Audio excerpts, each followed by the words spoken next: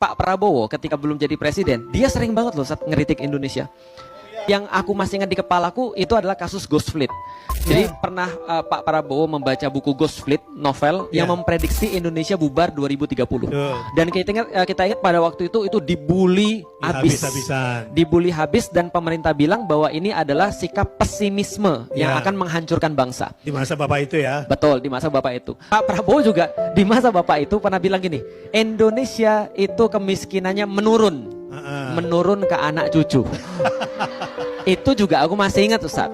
Jadi narasi-narasi bahwasanya Indonesia ini gelap, Indonesia ini tidak akan bertahan sampai dengan 2030, Indonesia adalah negara maling, Indonesia adalah negara yang perlu diubah dan segala macam. Itu adalah suatu narasi wajar ketika orang masih jadi seorang yang menantang, challenger.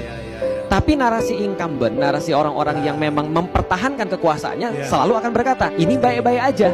Yang bilang nggak baik berarti kamu yang jahat. Selalu begitu. Jadi ini adalah sebuah rumus Ustaz yang sudah terjadi. Termasuk Maka koruptornya kan lagi baik-baik saja kan? Termasuk koruptor baik-baik saja. Termasuk DPR. DPR itu kan wakil rakyat. Kemarin joget-joget Ustaz, mewakili kita senang sehingga kita tidak perlu senang lagi kan itu kan. Nah, artinya kalau kita lihat narasi ini sekarang yang dipakai oleh Pak Prabowo. Ketika dia melihat segala sesuatu yang mengkritik, memberikan saran, walaupun sudah banyak sekali data-data yang berbicara, dia bilang enggak, ini baik-baik aja. Dan ini di mana-mana Ustaz, tidak hanya pada pejabat-pejabat yang ada di negara. Bahkan bisa jadi sampai ke masjid-masjid atau organisasi Ustaz. Sama Ustaz. Jadi ini polanya sama.